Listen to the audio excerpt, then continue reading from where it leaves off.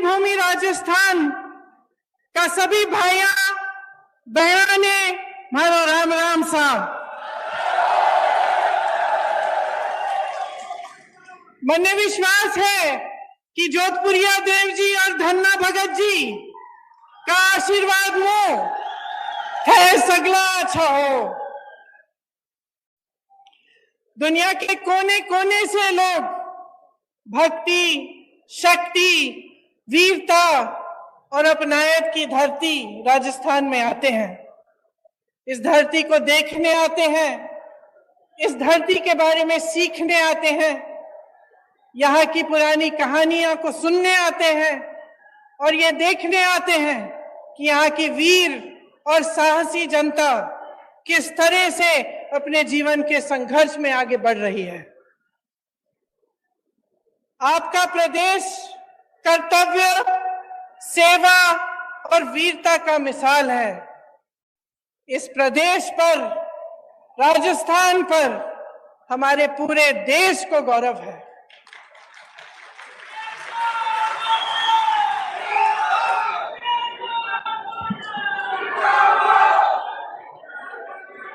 आप बहुत तालियां बजा रहे थे, एक बार मेरे साथ कहिए, जोधपुरिया देव जी की जय, धन्ना भगत जी की जय, अन्नपूर्णा गणेश जी की जय, डिग्गी कल्याण जी की जय।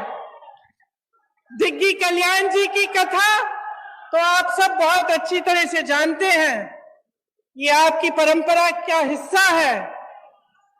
आपको याद होगा कि उन्हें प्रसन्न करने के लिए राजा को बहुत तपस्या करनी पड़ी, तभी जाकर वो प्रसन्न हुए। उसी तरह से जो हमारा देश एक लोकतंत्र कहलाया जाता है, लोकतंत्र में जनता ही भगवान होता है, धोती है, जनता जनार्दन है। जनता की सेवा, उसका सत्य, उसका सच्चा अर्थ क्या होता है कि जनता सबसे सर्वोपरि है, परि है, सबसे ऊंची जनता होती है। यही हमारी देश की राजनीतिक परंपरा रही है। आप अगर गांधी जी को देखें, जिसने देश की राजनीतिक नींव डाली, स्वतंत्रता संग्राम लड़ा हमारे लिए, इस देश को आजाद किया, उनको देखिए, उनमें कितनी सादगी थी, किस तरह से उन्होंने अपना पूरा जीवन देश की जनता को दिया। हमेशा ये कहते थे कि देश का गरीब सर्वोपरि है। कहते थे कि जब तक इस देश के एक भी वासी के आंखों में आंसू है, जब तक वो आंसू हम नहीं पहुंच पाएंगे, तब तक हमारा काम पूरा नहीं हुआ। यही हमारी लोकतंत्र की नींव है, हमारी राजनीति की नींव है। आज राजस्थान सरकार भी अपने जन कल्याणकारी कार्यक्रम से, योजनाओं से इसी तरह आगे बढ़ रही है, ये समझकर कि गरीब को गणेश जी समझकर और किसान को भगवान समझकर। यही भावना मन में लेकर सरकार के जितने भी अधिकारी हैं और हमारे मुख्यमंत्री जी हैं, कांग्रेस पार्टी के नेतागण हैं, सब इसी भावना को मन में लेकर दिन रात काम कर रहे हैं। आज मैं सवाई माधोपुर से आई, वहां आप सबको मालूम होगा, खासतौर से मेरी बहनों को, कि वहां रणथंभौर के किले में एक प्रसिद्ध गणेश जी का मंदिर है। गई हुई है ना? हाँ, मैंने देखा है। जब भी मैं आती हूँ तो खूब सारी खासतौर से महिलाएं जाती हैं और मुझे हमेशा ताज्जुब होता है जब मैं उस रास्ते से गुजरती हूँ। मैं भी गई हूँ उस मंदिर में कई बार। तो जब वापस आती हूँ, कभी कभी शाम हो जाती है, जंगल है वहां, आप गई हैं, आपने देखा होगा। उसी रास्ते से शेर आते हैं, उसी रास्ते से बाघ चल के आते हैं, उसी रास्ते से कई ऐसे जानवर आते हैं जिनसे अगर आमना सामना हो जाए तो आपको दिक्कत हो सकती है, चोट पहुंच सकती है। लेकिन मैं हमेशा देखती हूं कि मंदिर से आते हुए जो लोग हैं वो अपने दिल में श्रद्धा लेकर एक आस्था रखते हैं कि हम मंदिर से आ रहे हैं, हमें कुछ नहीं होगा, और उसी जंगल के रास्ते से चलते चलते वो अपने घर की ओर चलते हैं। मेरे मन में अक्सर ये बात आती है जब मैं मंदिरों में जाती हूं, लोगों की श्रद्धा को देखती हूं, कि इस तरह की श्रद्धा हम नेताओं के दिल में आपके लिए होनी चाहिए। जब हम कहते हैं कि जनता जनार्दन है, तो ये बहुत गहरी बात है, और इस बात को समझना जनता के लिए भी और नेताओं के लिए भी बहुत जरूरी है। हमें समझना जरूरी इसलिए है क्योंकि जब हम दिन रात काम करते हैं, जब सत्ता में आ जाते हैं, तो अक्सर ये होता है कि अपनी महत्वाकांक्षाएं आगे हो जाती हैं। ये हो जाता है कि बहुत सत्ता मिल जाती है इंसान को, तो भूल जाता है कि सत्ता में लायक कौन। और आपको याद ये बात रखनी चाहिए, क्योंकि आपको ये बात कभी नहीं भूलनी चाहिए कि सत्ता देने वाले आप हैं। आज इन कार्यक्रमों में मैं एक नौजवान लड़की से मिली, शायद मेरी बातों को सुन रही होगी। उसे मोबाइल फोन मिला, अशोक गहलोत जी की जो स्कीम है, जो हमारी सरकार, कांग्रेस सरकार की स्कीम है, उसके जरिए, और उन्होंने धन्यवाद दिया कि आपने हमें मोबाइल दिया है। और हम भी अक्सर कहते हैं कि हमने ये दी, आपको स्कीम ये दी, आपको ये किया, वो किया आपके लिए। लेकिन आपको समझना जरूरी है कि हम आपको कुछ नहीं दे रहे हैं, आपका हक दे रहे हैं। ये सब चीजें जो आज राजस्थान की सरकार आपको दे रही है, ये आपके हक हैं। आज देश में परिस्थिति ये है कि देश पर राज करने वाले भाजपा के नेताओं के मन में इतना अहंकार आ गया है कि ये बातें भूल चुके हैं। वही प्रधानमंत्री जो अपने आप को भूमिपुत्र कहते थे, आज करोड़ों के काफिले में चल रहे हैं। अगर आप महंगाई से जूझ रहे थे, महंगाई राहत कैंप से पहले, अगर आपके जीवन में अत्यंत मुश्किलें थी, तो ये किस लिए थी? कभी आपने ये सवाल उठाया है कि इतनी महंगाई क्यों? हमें जब रोजी रोटी के लिए कमाने जाना पड़ता है, हमें थोड़े से पैसे मिलते हैं। हम जब दुकान जाते हैं कुछ खरीदने के लिए, मन में शायद बात होगी आपकी, मेरी बहनें, कि आज मैं सब्जी बनाऊंगी, दाल बनाऊंगी, रोटी बनाऊंगी, तो आप इस आशा से जाती हैं दुकान की, आपको दो चार चीजें खरीद के आएंगी। लेकिन हमेशा आप वापस आ जाती थी आधी चीजें लेकर। गैस का सिलेंडर आज देश भर में 1000 रुपए का है। कौन खरीद सकता है? क्या आप खरीद सकती हैं? यहां पर राजस्थान की सरकार ने आपको 500 में क्यों दिया है सिलेंडर? क्योंकि देश भर में जो महंगाई है उसकी भाजपा के नेताओं को कोई परवाह नहीं है।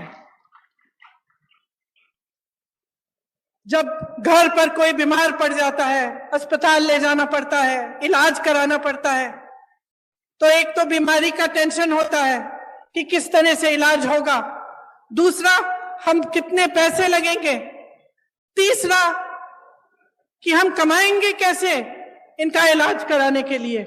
इसी तरह से कोई घर में एक कमरा बनाना हो, डर लगता है कि कितने का होगा, हमारे पास इतने पैसे हैं कि हम खर्च कर सकते हैं, बारिशें आ रही हैं, पानी चू रहा है ऊपर छत से, छत की मरम्मत करने के लिए आप 10 बार सोचते हैं कि करना चाहिए कि नहीं, हमारे पास शायद पैसे नहीं होंगे। ये नौबत क्यों आई है आज इस देश में कि प्रदेश की सरकारों को महंगाई राहत कैंप लगवाने पड़ रहे हैं, जब पूरे विश्व में तेल की बड़ी बड़ी कंपनियां खूब मुनाफा कमा रहे हैं, और यहां भारत में भी, तो आपके लिए तेल इतना महंगा क्यों? आपने ये सवाल उठाया है, आपको ये सवाल उठाने पड़ेंगे कि ये सब जो आपको दिख रहा है, इसमें असलियत क्या है। आपने देखा होगा हिमाचल प्रदेश में खूब बारिश आई, बारिश की वजह से टीवी पे आपने देखा होगा इतने सारे लोगों के घर गिर गए, खूब भारी नुकसान हुआ, जनता ने झेला ये नुकसान। हमारी सरकार ने प्रयास किया कि उनकी मदद हो, लेकिन प्रधानमंत्री जी के मित्र बड़े उद्योगपति अडानी जी ने क्या किया? जो सेब को उगाते हैं, जो सेब की पेटियां हैं, उनको बेचने के लिए जब किसान गए तो उन्होंने दाम घटा दिए, खरीदने का दाम घटा दिया। जिनको अपने घर बनाने पड़े क्योंकि इतनी बर्बादी हुई, घर पे घर गिर गए, जिनको अपना घर बनाना था, सीमेंट खरीदने गए, अडानी जी ने सीमेंट का दाम ऊपर कर दिया है, बढ़ा दिया है। और इनके पीछे कौन है? इनके पीछे हमारे प्रधानमंत्री हैं, जिन्होंने इस देश की पूरी संपत्ति अपने उद्योगपति मित्रों को दे दी। अब इस देश की संपत्ति किसकी संपत्ति थी? आप ही की संपत्ति थी। ये मेरी बैठी बहनें जो बैठी हुई हैं, इनकी संपत्ति थी। आज अगर पुरानी पेंशन के लिए सरकारी कर्मचारी रो रहा है, तो क्यों रो रहा है? क्या उसका हक नहीं था कि 20-25 साल नौकरी करने के बाद उसे पेंशन मिलता, उसे सुरक्षा मिलती अपनी जीवन की, अपने परिवार के लिए?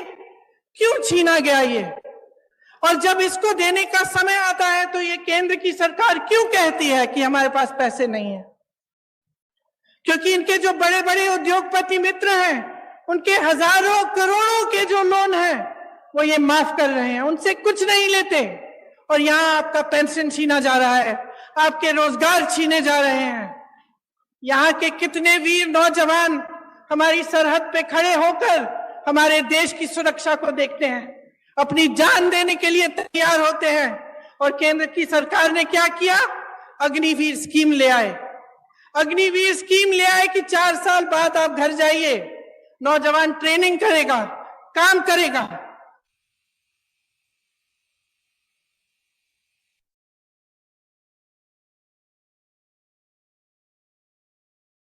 चाहिए था केंद्र सरकार को, वह भी नहीं किया। हर चीज के लिए उन्होंने अपने उद्योगपति मित्रों को आगे रखा और जो जनता है उसको पीछे रखा। आज ये स्थिति है कि 45 सालों में सबसे अधिकतम बेरोजगारी आज है हमारे देश में।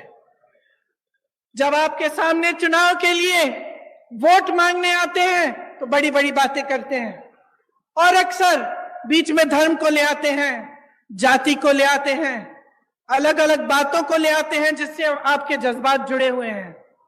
लेकिन बहनों और भाइयों, एक बात को पूरी तरह से आप समझ लीजिए, ये चुनाव किसी 2 राजनीतिक पार्टियों के दौड़ में कौन प्रथम आएगा उसका चुनाव नहीं है। ये चुनाव आपके भविष्य का चुनाव है। इसमें सबसे बड़ा सवाल ये है कि आपको आपका हक आपको कौन देने के लिए तैयार है। और मैं दावे के साथ कह सकती हूं कि भाजपा ने 8 सालों में जो सरकार चलाई है इस देश में, उसने आपके हक को बार बार बार बार बार बार खत्म किया है।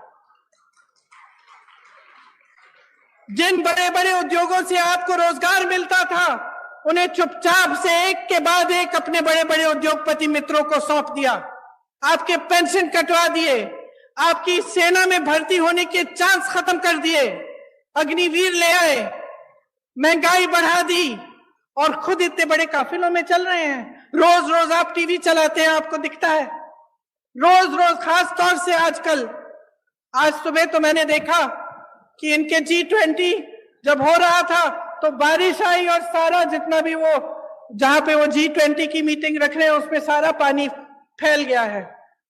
मेरे मन में एक बात आई कि शायद जो हमारे देशवासी डर के मारे कह नहीं पा रहे हैं, भगवान ने कह दिया कि अपना अहंकार कम करो, अपना अहंकार कम करो। इस देश ने तुम्हें बनाया है, इस देश ने नेता बनाया है, इस देश को आगे रखो, इस देश की जनता को सर्वोपरि बनाओ।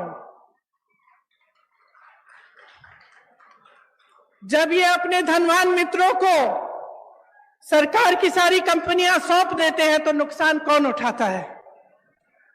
जब ये बड़े बड़े खर्चे करते हैं तो नुकसान कौन उठाता है?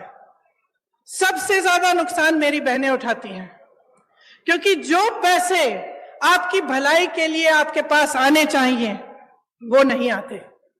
आपने देखा होगा कि राजस्थान की सरकार ने आपके लिए कितनी स्कीम निकाली है।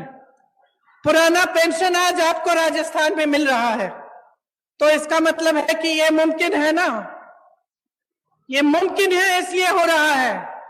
आज जितनी भी स्कीमें हैं जिनके बारे में मुख्यमंत्री जी ने आपको बताया, जिनके बारे में यहां पे सारे बोर्ड लगे हुए हैं, कि चाहे वो इंदिरा रसोई हो जिसमें आपको 8 रुपए में पूरी थाली मिल रही है खाने की, चाहे वो चिरंजीवी योजना हो जिससे आपका इलाज मुफ्त में हो रहा है, चाहे महिलाओं के लिए मोबाइल का स्कीम हो जिससे नौजवान महिलाओं के लिए खास तौर से अच्छा है क्योंकि आप इस पर पढ़ाई कर सकते हैं, सब जानकारियां आपको इस पर मिल सकती हैं, और आपकी सुरक्षा के लिए भी अच्छा है कि कभी आप ऐसी स्थिति में हो तो आप घर फोन कर सकते हैं, किसी को बुला सकते हैं। तो ये सब स्कीमें कैसे हो रही हैं राजस्थान सरकार द्वारा?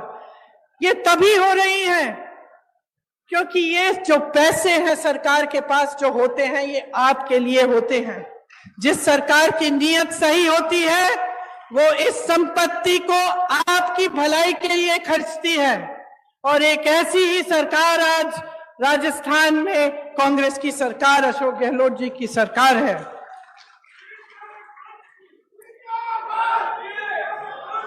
मोदी सरकार ने पेट्रोल डीजल पर टैक्स लगाकर, आपको मालूम है, जनता से 32 लाख करोड़ रुपए खींचे हैं, और उन रुपयों का मनमाने के हिस्से खर्च करते हैं। ऐसे बड़ी बड़ी महफिलों में, अपनी बड़ी बड़ी कारवाओं में, तो आपके लिए फिर क्या बचता है? इनका ध्यान सिर्फ सत्ता को पकड़ के रखने में रहता है। आपने देखा होगा कि कितनी सरकारें इन्होंने ऐसे ही गिरा दी, किसी को पैसे खिला के, किसी को धमका के, किसी को डरा के। जब सरकार का ध्यान सिर्फ सत्ता में रहने के लिए रहता है, जब उनकी पूरे जितने भी उनके प्रयास हैं इसी में रहते हैं कि हम किस तरह से इस कुर्सी पे बैठे रहें, तो वो आपकी भलाई नहीं देखते, आपको भूल जाते हैं। उनके लिए आपकी जो समस्याएं हैं, आपकी जरूरतें हैं, वो महत्वपूर्ण नहीं रहती। और ऐसी ही सरकार आज केंद्र में चल रही है। इस सरकार में धनवान का जय जयकार है, सिर्फ धनवान का जय जयकार है, और जो आपकी जरूरतें हैं, आपकी समस्याएं हैं, उनको हल करने का कोई नामो निशान नहीं है। इसीलिए इतना बोझ प्रदेश की सरकारों पर पड़ रहा है कि हर चीज के लिए आपको, आपके लिए राहत दिलवाने के लिए, आपकी मदद के लिए, आपकी सहायता के लिए इनको करना पड़ रहा है, और ये सही भी है। और जैसे मैंने कहा कि कांग्रेस के जितने भी नेता हैं जो उपस्थित हैं इस मंच पर, वो सब आप ही के लिए प्रयास करना चाहते हैं। वो चाहते हैं कि आपको आपका हक मिले और हर तरह से आपके लिए काम हो। देवनारायण जी की श्रद्धा, डिग्गी कल्याण जी के विचार, धन्ना भगत जी का मिसाल, इन्हीं पर कांग्रेस काम कर रही है। केंद्र द्वारा जो बढ़ती महंगाई का सामना करने के लिए राजस्थान कांग्रेस सरकार ने आपकी मदद की, उसका पूरा प्रयास दिन रात होता है। देश में सबसे बड़ा स्वास्थ्य बीमा का कार्यक्रम राजस्थान में है। ग्रामीण क्षेत्र के लिए 1000 इंदिरा रसोई आज से शुरू हुई हैं। वहीं Indira Gandhi gas cylinder scheme में आपको गैस सिलेंडर 500 रुपए का मिल रहा है। साथ साथ मेरी बहनों के लिए इंदिरा गांधी स्मार्टफोन की जो योजना है, जिसका मैंने जिक्र किया, इससे आपको सुविधा होगी। कांग्रेस सरकार की नीतियों के चलते 1 करोड़ से ऊपर उपभोक्ताओं का बिजली बिल शून्य आया है। अभी मैं कुछ लोगों से मिली थी, किसान थे, बहुत खुश थे कि अब बिजली बिल कम से कम जब शून्य पे आ रही है तो उनकी कुछ कमाई हो रही है।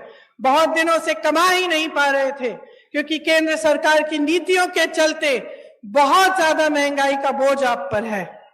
जो अन्नपूर्णा फूड पैकेट हैं, उनके माध्यम से आपको गेहूं, दाल, चीनी, तेल और नमक और मसाले मिल रहे हैं।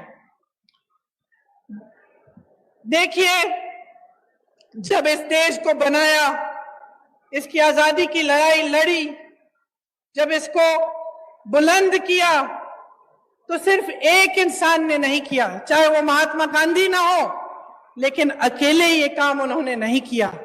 ये काम उन्होंने आप सबके साथ, आपके पूर्वजों के साथ मिलजुल कर किया। इस देश को आजादी दिलवाने वाली जनता थी। इस देश को बुलंद बनाने के लिए भी जनता खड़ी है।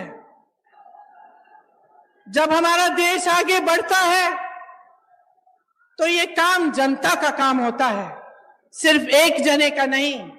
लेकिन आज जो परंपरा हमारे सामने, एक नई परंपरा चल रही है, उसमें ऐसे लगता है कि सिर्फ एक नेता, हमारे प्रधानमंत्री जी, सारी चीजें कर रहे हैं।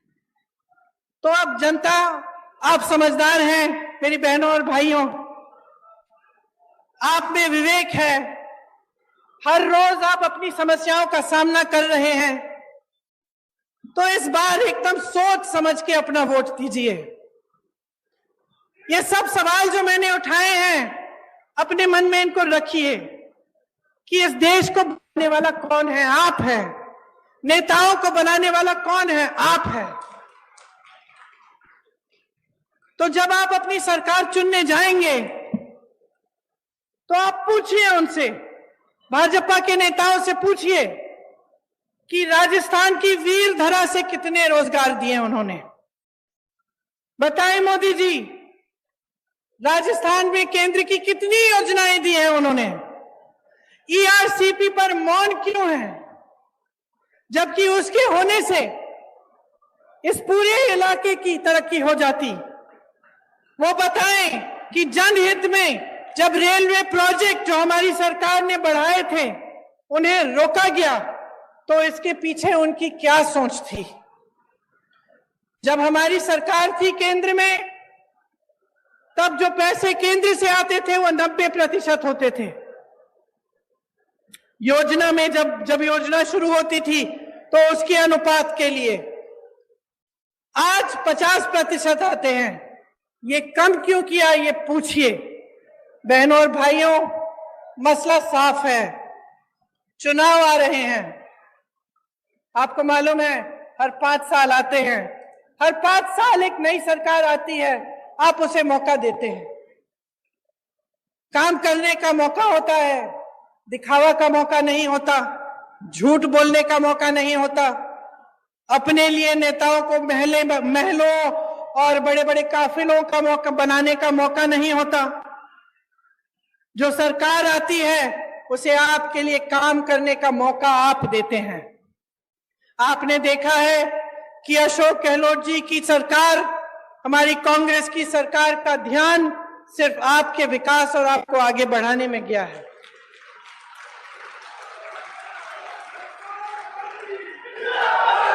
आप अपने अनुभव से ही देखिए कि भाजपा की सरकार, उनकी नीतियां सिर्फ अमीरों को आगे बढ़ाने के लिए हैं, गरीबों को, मिडिल क्लास के लिए कुछ नहीं है इनकी नीतियों में।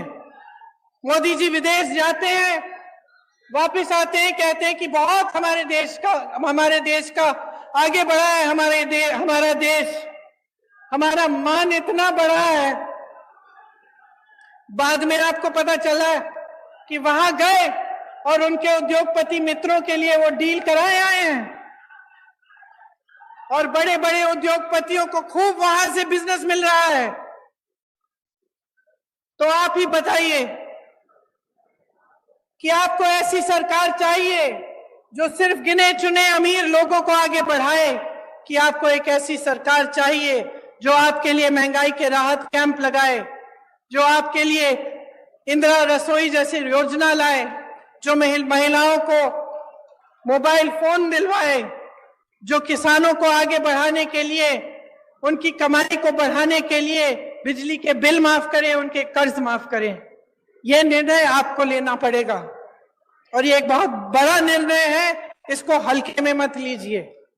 जैसे ही भाजपा की सरकार राजस्थान में वापस आएगी, आप देखिए ये सारी स्कीम बंद हो जाएंगी। जितनी भी अच्छे काम कांग्रेस की सरकार ने किए हैं वो सब रुक जाएंगे। इसीलिए ये चुनाव जब आएगा, अगर आप अपने विवेक को इस्तेमाल करके सोच समझ के वोट नहीं देंगे तो आप अपना ही नुकसान करने जा रहे हैं। मैं यहां मंच पे खड़े होकर आपको कहना चाहती हूं कि ये देश आपका है, प्रदेश आपका है।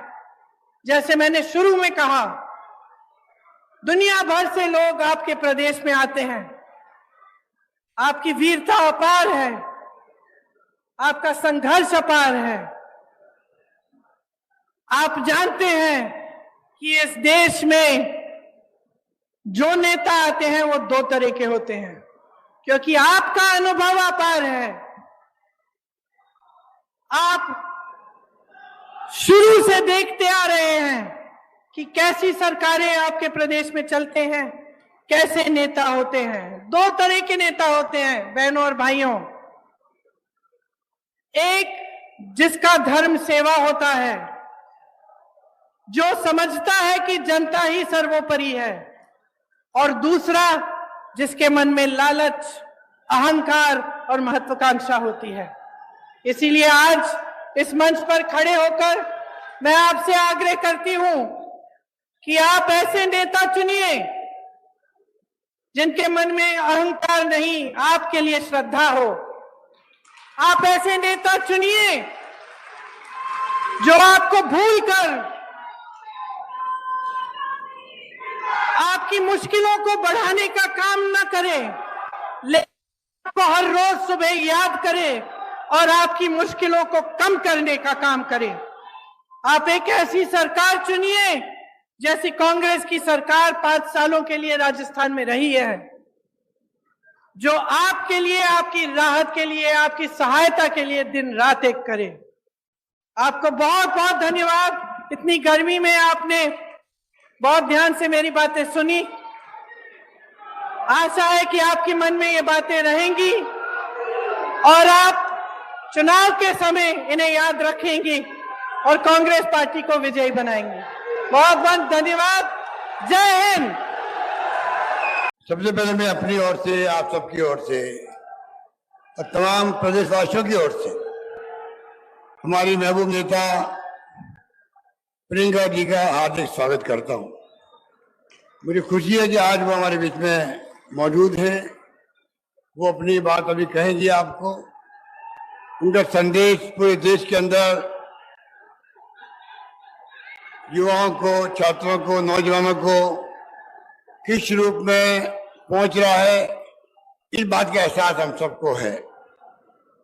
जब वो बात कहती है अपनी तर्क के साथ में, तो पूरा देश सुनता है उस बात को, क्योंकि जिस प्रकार का माहौल देश में बना हुआ है, बहुत खतरनाक माहौल है। लोकतंत्र खतरे में है, संविधान की धज्जियां उड़ रही है। इस माहौल के अंदर हम लोग चल रहे हैं। हमारी ड्यूटी है किस प्रकार से हम इस माहौल के अंदर मुकाबला करें उन ताकतों का जो फासिस्टी है। कोई यकीन नहीं लोकतंत्र के अंदर उन लोगों का। मुकुट अपने लोकतंत्र का वो सत्ता में आ गए हैं। 9 साल हो गए उनको, जो वादे किए थे झूठे साबित हुए तमाम वादे। इस रूप में देश आज जिस रूप में शासन दिख रहा है, हर व्यक्ति चिंतित है क्योंकि जुडिशरी दबाव में है। इनकम टैक्स, ईडी, सीबीआई का दुरुपयोग हो रहा है। आप देख रहे हैं क्या हो रहा है। जहां क्लासिकल एग्जाम्पल, प्रधानमंत्री जी बोलते हैं भोपाल के अंदर एनसीपी के बारे में, वहां करप्शन बहुत भयंकर है, 80,000 करोड़ का। 2 दिन बाद में वहां पर किस प्रकार से अजीत पवार को गवर्नमेंट शामिल किया गया, वित्त मंत्री बना दिया गया। तो आप सोच सकते हैं कि देश में हो क्या रहा है। राजस्थानवासी बहुत सचेत हैं। हमारी गवर्नेंस को लेकर के लोग जिस प्रकार से एप्रिशिएट कर रहे हैं, हमारी योजना एक के बाद एक आ रही थी, आ रही है, आती रहेगी। किसान हो चाहे वो मजदूर हो, दलित हो या पिछड़ा हो, आदिवासी हो, सरकार ने कोई कमी रखी नहीं है। जो मांगा हमने दिया। मैंने कहा था आप मांगते मांगते थक जाओगे, मैं देते देते नहीं थकूंगा। उसी रूप में आज गवर्नेंस चल रही है पूरे प्रदेश के अंदर और इसी में चलती जाएगी। आज प्रियंका जी बैठी हुई है। अभी आप बताइए, जिस रूप में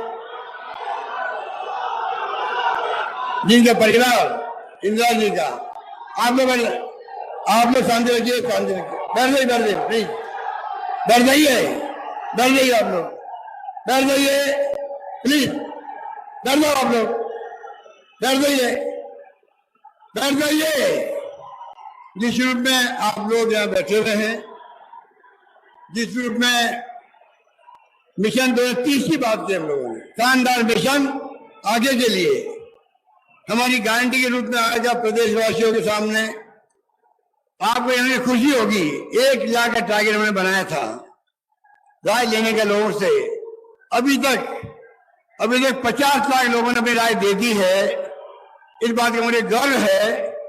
जिस पर कोरोना मैंने कहा था कोई भूखा नहीं सोएगा, दिलों में मॉडल हमारा देश और दुनिया में चला गया। मुझे गर्व महसूस हुआ। प्रदेशवासियों का आह्वान करते हैं, तमाम मतभेद भूल करके तमाम लोग गरीबों की सेवा में लग जाते हैं। इस प्रकार से कोई भूखा नहीं सोया, अच्छा इलाज हुआ, फ्री इलाज हुआ। आप सोच लीजिए, ये गर्व करने वाली बात हमारे लिए है। इसलिए मैं कहना चाहूंगा कोई कमी रखी नहीं है कोरोना के अंदर भी। 2030 का मिशन सोच समझ के बनाया गया है। रास्ता वो रास्ता नहीं रहा है जो कोई जमाने में रेगिस्तान, आकाश से पढ़ते रहते थे, लोग तकलीफ में थे। अब राजस्थान शिक्षा के अंदर, स्वास्थ्य के अंदर नंबर 1 हो गया देश के अंदर।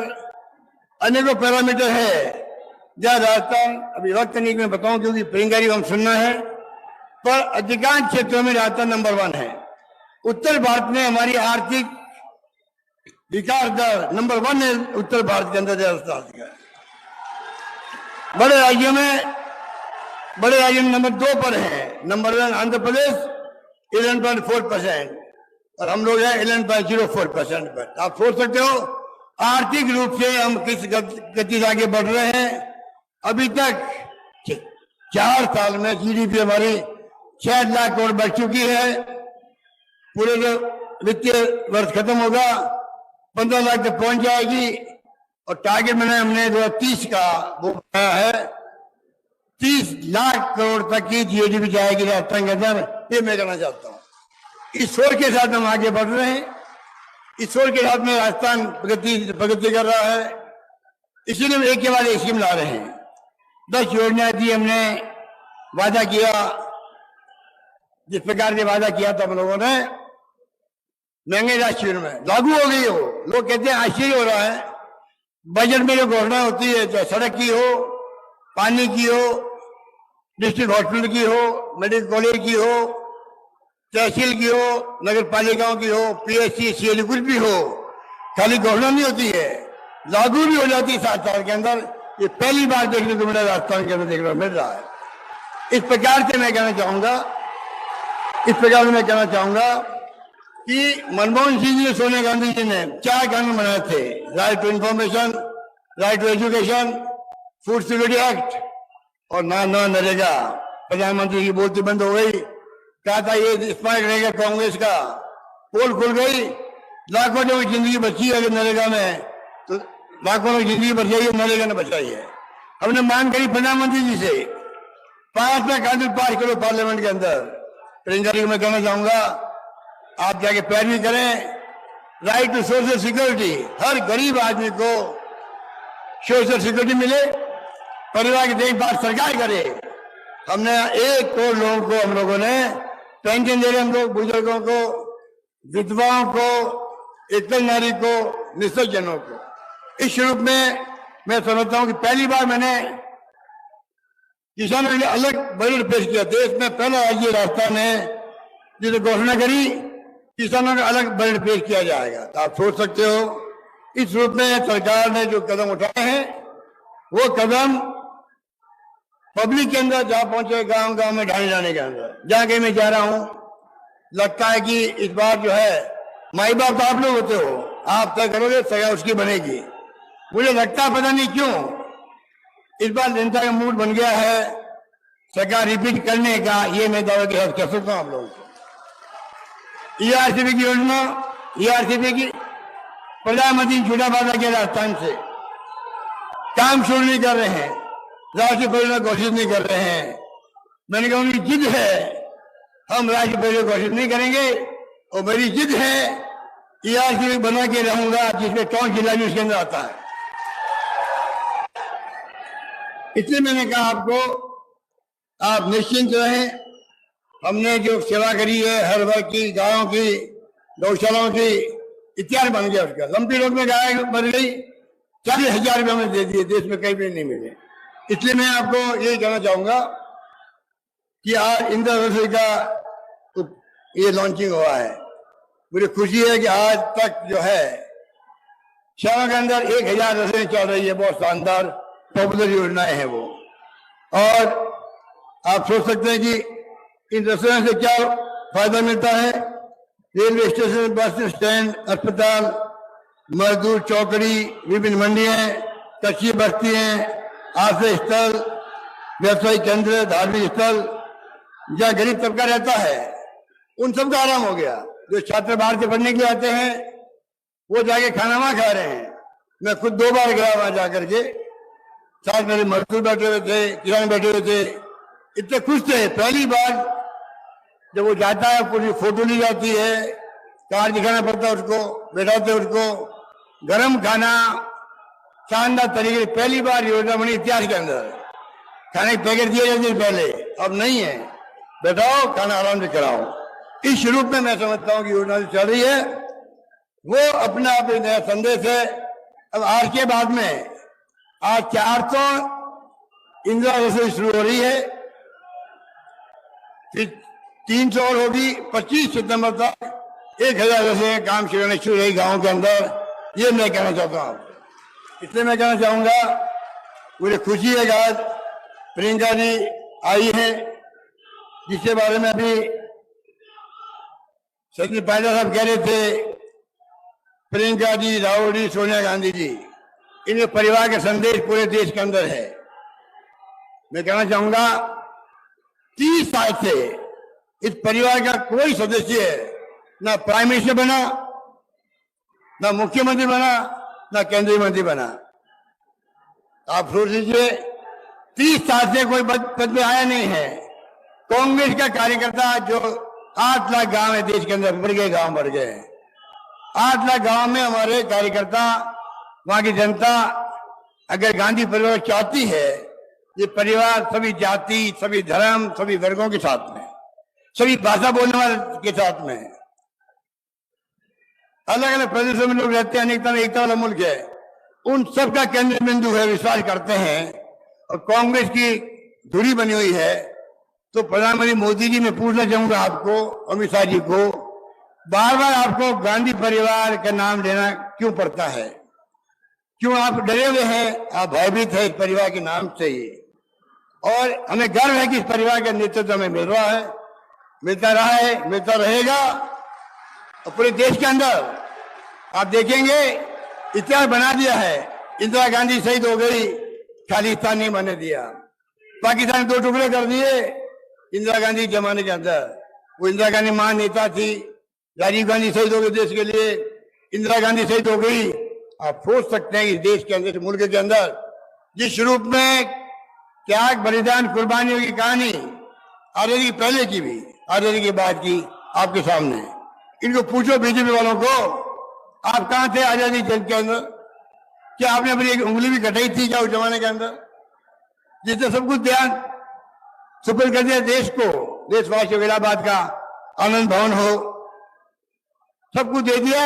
उस परिवार के बारे में बार बार उंगली उठाई जाती है। जनता समझ गई है, और जनता का कॉमन सेंस एक्स्ट्राऑर्डिनरी, देश की जनता का, कब हटा दे आपको, घर भेज दे, आपको मालूम नहीं पड़ेगा। इतना घमंड अहम काम नहीं आता है। ये घमंड अहम में सरकार चल रही है, मार्केटिंग कर रही है, अब एक्सपोज होते जा रहे हैं। इसलिए मैं अंत में कहना चाहूंगा आपको, हमारी तमाम योजनाएं एक से एक बढ़कर के है। तमाम योजनाएं कोई मिसाल नहीं है। अन्य राज्य सरकारें हमारी योजनाओं को सामने रख करके अपने मैनिफेस्टो बनाने लग गई है। ये मैं आपको कहना चाहता हूं। आप सोच सकते हो जिस प्रकार से हमारी योजना बनी है, एक के बाद एक, हर वर्ग के लिए, हर वर्ग के लिए बेमिसाल है, हमें मानना पड़ेगा। इसलिए मैं लंबी बात नहीं कहता हुआ सबको बहुत स्वागत करता हूँ आप सबका। मुझे खुशी है कि आप लोग भरे हुए इधर से दोनों वर्ष, तीनों जो डोम बने हुए हैं, आप लोग पधारे, आपका स्वागत है। आपका यही विश्वास, आपका यही आशीर्वाद, आपकी यही दुआएं, आपका प्यार, मोहब्बत, वो हमारे साथ में है। यही हमें कामयाबी दिलाएगी, सरकार रिपीट होगी, मुझे पूरा यकीन है इन सबों के साथ में। मैं अंत में पुनः अपनी ओर से, आप सबकी ओर से प्रियंका जी का स्वागत करता हूं। धन्यवाद। जय हिंद। धन्यवाद। मैं तुम्हें अपने उसूलों की कसम देता हूं, मैं तुम्हें अपने उसूलों की कसम देता हूं। मुझको मजहब के तराजू में न तौला जाए, मैंने इंसान ही रहने की कसम खाई है। मुझको हिंदू या मुसलमान न समझा जाए।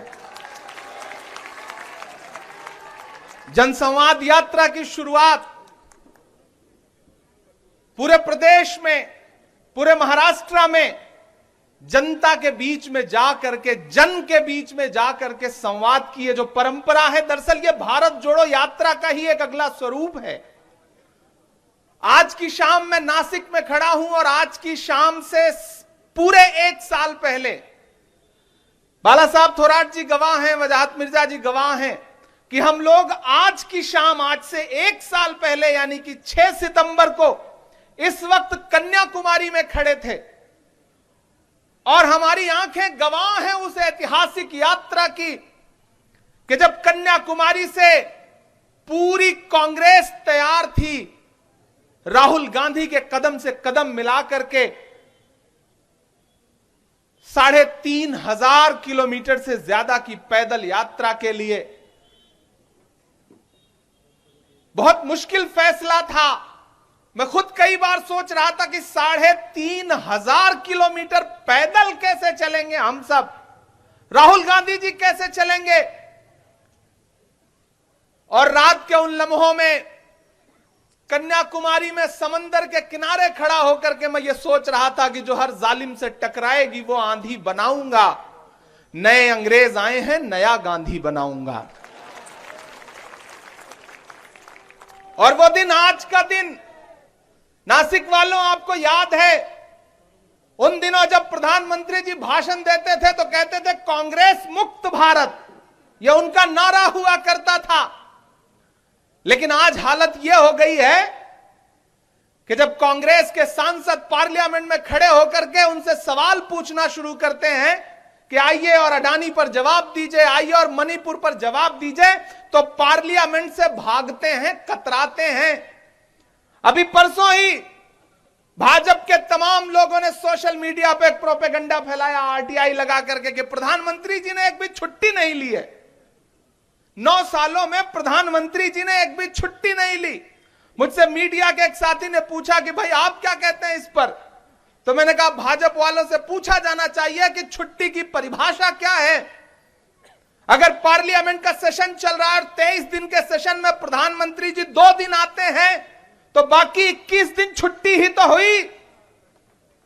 मणिपुर में हमारी बहनों को, मणिपुर की बेटियों को बिना कपड़ों के हुजूम ने, भीड़ ने परेड करवाई, बलात्कार किए और मणिपुर पर एक शब्द बोलने से कतराने वाले प्रधानमंत्री जी ने मणिपुर पर बोलने से परमानेंट छुट्टी ले रखी है। यह छुट्टी ही तो हुई। प्रधानमंत्री जी चलते हुए संसद सत्र के बीच में जाकर के कर्नाटक में चुनाव प्रचार करें या किसी दूसरे राज्य में, मध्य प्रदेश में चुनाव प्रचार करें तो यह छुट्टी ही तो हुई। आखिर छुट्टी की परिभाषा क्या है? महाराष्ट्र वालों, मेरा सौभाग्य है कि कांग्रेस पार्टी ने जब मुझे देश की सबसे बड़ी पंचायत में भेजने का निर्णय लिया तो मुझे किसी और राज्य से भेजती तो शायद मैं इतना खुद को गौरवशाली महसूस ना करता जितना महाराष्ट्र से भेजने पर खुद को गर्व और फख्र महसूस करता हूं कि एक ऐसे राज्य की नुमाइंदगी, एक ऐसे राज्य का नेतृत्व राज्यसभा में करने का मुझे अवसर दिया। मेरी पार्टी ने, कांग्रेस ने, कि मैं वहां खड़ा होकर के जब मुझे पुकारा जाता है, मेरा नाम पुकारा जाता है कि महाराष्ट्र से राज्यसभा के सांसद, तो मुझे उस वक्त एक अजीब सा गर्व महसूस होता है। ये एक ऐसा कर्ज है और मैं आज इस मंच पर खड़ा होकर के धन्यवाद अदा करना चाहता हूं बाला साहब थोराट जी का कि आपने उस चुनाव में एक गार्जियन की तरह, जिस तरह से मेरा पूरा चुनाव, मुझे ऐसा लगा ही नहीं कि वो चुनाव मैं लड़ रहा हूं, आप लड़े उस चुनाव को, महाराष्ट्र प्रदेश कांग्रेस कमेटी ने लड़ा उस चुनाव को, तो आपका विशेष आभार व्यक्त करता हूं। चरागों के सफर में दबदबा हो आंधियों का तो फिर अंजाम जुल्मत के सिवा कुछ भी नहीं होगा। यह दुनिया नफरतों के आखिरी स्टेज पर है, इलाज इसका मोहब्बत के सिवा कुछ भी नहीं होगा। ये जो सत्ता में बैठे हुए लोग हैं जिन्होंने पिछले 9 साल से इस जीना दूभर कर रखा है, वो आज एक नया शिगुफा लेकर के आए हैं। वो कहते हैं कि अब हम इंडिया नाम बदलेंगे। मुझे कभी कभी हैरत होती है कि ये सरकार करना क्या चाहती है। पहले इन्होंने 400 रुपए का जो गैस का सिलेंडर यूपीए के शासनकाल में मिलता था उसे 1200 का किया। फिर 10 दिन पहले बोला 200 रुपए सब्सिडी देंगे। अब पहले आपकी जेब से 800 रुपए लूट लें और उसके बाद आपको 200 देकर के कहें कि बहुत खुश रहो। वो पेट्रोल डीजल जो 58 रुपए का 60 रुपए लीटर मिलता था उसे 100 रुपए के पास पहुंचा दिया। यह सरकार वो सरकार है कि जो अपने आइडियोलॉजी की, अपनी पसंद की फिल्मों पर टैक्स माफ करती है और कफन पर जीएसटी लगाती है। यह सरकार वो सरकार है। यह सरकार झूठों की सरकार है। वो चाहे महाराष्ट्र हो चाहे दिल्ली हो। भारतीय जनता पार्टी के राष्ट्रीय अध्यक्ष कार्यक्रम में खड़े होकर बिहार में बोल रहे थे, मैंने तो यहां एम्स बनवा दिया, और जब लोगों ने जाकर ढूंढना शुरू किया तो कुछ था ही नहीं। इसी तरह से आपके सूबे की भी स्थिति है। महाविकास अघाड़ी की सरकार इतना शानदार चल रही थी। कोविड में एक एक नेता ने, चाहे वो कांग्रेस का नेता हो, चाहे वो शिवसेना का हो, चाहे एनसीपी का हो, सबने जान झोंक करके पूरे महाराष्ट्र की जनता की सेवा की। और जब उस कोविड से उबरने की कोशिश कर रही थी ये सरकार, तो भाजपा जो है लोकतंत्र को लूटने की कोशिश कर रही थी और सरकार को तोड़ करके, सरकार को लूट करके, लोकतंत्र को लूट करके अपनी सरकार बना ली। लेकिन मैं महाराष्ट्र को सलाम करूंगा। अभी जितने सर्वे आ रहे हैं, जितने भी इंटरनल सर्वे हो, बाहर के सर्वे हो, मीडिया के सर्वे हो, ये बता रहे हैं कि आने वाले दिनों में जब लोकसभा का चुनाव होगा तो भाजपा का सूपड़ा साफ हो जाएगा महाराष्ट्र से। इसीलिए परेशान है। अभी इंडिया अलायंस की बैठक हुई तो वह इतनी सफल रही कि जब इधर बैठक चल रही थी तो उधर संसद का विशेष सत्र बुला लिया गया 5 दिन का। इतना डर है अलायंस से, इतना खौफ है, और अब कहते हैं हम इंडिया हटा देंगे। भारत रत्न बाबा साहब अंबेडकर जी की अगुवाई में संविधान सभा ने कहा था कि इंडिया दैट इज भारत। जो इंडिया है वही भारत है, जो भारत है वही इंडिया है। मैं तो जब मजाक के मूड में आता हूं तो कहता हूं कि जो मोदी है वही अडानी है, जो अडानी है वही मोदी है। इसी तरह से जो भारत है वही इंडिया है, जो इंडिया है वही भारत है। कहां कहां से बदलोगे आप, कहां कहां से हटाओगे आप? क्या आप पासपोर्ट से हटा दोगे रिपब्लिक ऑफ इंडिया? क्या आप ये जो नई नई नोटें हैं अभी जो नई चलाई है इन्होंने, उस पर लिखा हुआ है ना रिजर्व बैंक ऑफ इंडिया, तो क्या फिर देश दूसरी नोटबंदी के लिए तैयार रहे? मैं तो सरकार से सवाल पूछना चाहता हूं, अगर आपको इंडिया शब्द से इतनी नफरत हो गई है अलायंस की वजह से, तो क्या आप दूसरी नोटबंदी करने जा रहे हैं क्योंकि आपको नोट से इंडिया शब्द हटाना है? मेरा सवाल है ये, आधार कार्ड पर भी तो लिखा हुआ है, एम्स में भी तो इंडिया है, इसरो में भी इंडिया है, आईआईटी में भी इंडिया है, आईआईएम में भी इंडिया है। कहां कहां से हटाओगे इंडिया? इंडिया भारत है, भारत इंडिया है। क्यों अलग करना चाहते हो? क्यों बंटवारे की राजनीति करना चाहते हो? कोई खुशबू न कोई फूल न कोई रौनक, उस पे कांटों की जहालत नहीं देखी जाती। हमने खोली थी इसी बाग में अपनी आंखें, हमसे इस बाग की हालत नहीं देखी जाती। यहां मेरी माएं बहनें बैठी हैं, सबसे ज्यादा तो इस सरकार की मार आपने झेली है।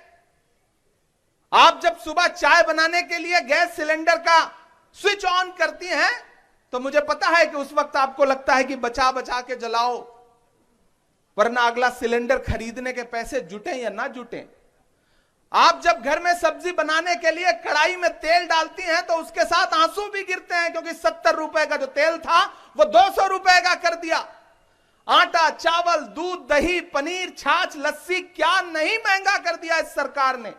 लुटेरों की सरकार है ये। वो प्रधानमंत्री जो कहते थे राहुल गांधी को कि राहुल गांधी तो शहजादे हैं, मैं तो प्रधानमंत्री जी से कहना चाहता हूं कि जिसे आप शहजादा कहते थे, राजकुमार कहते थे, उसी शहजादे ने कन्याकुमारी से कश्मीर तक 3,500 किलोमीटर सड़कों की धूल फांक करके हिंदुस्तान की जनता से मिलकर उनके दर्द को समझा और उनको सीने से लगाया। आपने क्या किया? आपने 10 लाख रुपए का सूट पहना और 8,000 करोड़ के हवाई जहाज में बैठ करके दुनिया के चक्कर लगाए, अलग अलग देशों में जा करके अपने नाम के नारे लगवाए। आपने ये किया प्रधानमंत्री जी। ये देश जिस दौर से गुजर रहा है, महाराष्ट्र वालों, आपने हमेशा से देश को, समाज को एक दिशा दिखाई है, एक राह दिखाई है। बहुत ऐतिहासिक जगह पे खड़ा हूं मैं। नासिक सांस्कृतिक नगरी है, धार्मिक नगरी है, लेकिन आज यहां हालत क्या है? कीमत तो बहुत बढ़ गई शहरों में धान की, लेकिन विदा न हो सकी बेटी किसान की। मौका मिला तो लोगों ने कुर्सी के वास्ते तस्वीर ही बिगाड़ दी हिंदुस्तान की। प्याज का किसान आज खून के आंसू रो रहा है नासिक में, उसे अपनी फसल सड़क के किनारे फेंकनी पड़ रही है और यह सरकार कहती है कि हमने किसानों के लिए बहुत कुछ कर दिया। हमने देखा है प्रधानमंत्री जी, मैं दिल्ली रहता हूं, कि दिल्ली के बॉर्डर पर बैठे हुए किसान आपसे चरौरी मिन्नत कर रहे थे और यह कह रहे थे कि कृषि कानून वापस ले लीजिए, लेकिन आपका अहंकार यह बोल रहा था कि नहीं, हम नहीं वापस लेंगे। 700 किसान जब मर गए तब आपका जमीर जागा और उसके बाद आपने एक दिन उन किसानों से संवाद करके वो कृषि कानून वापस लिया।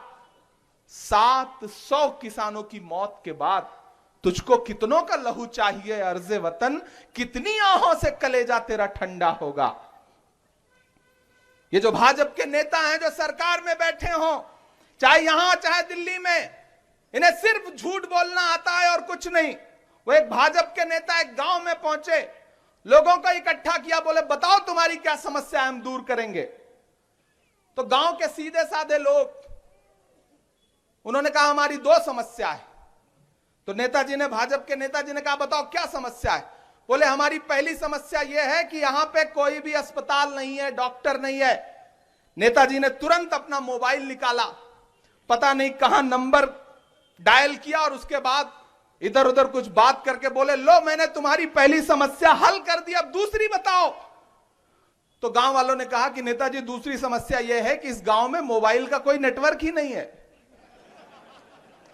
इस तरह से यह सरकार चल रही है, इस तरह से काम कर रही है यह सरकार। इनके पास सिर्फ आधार क्या है?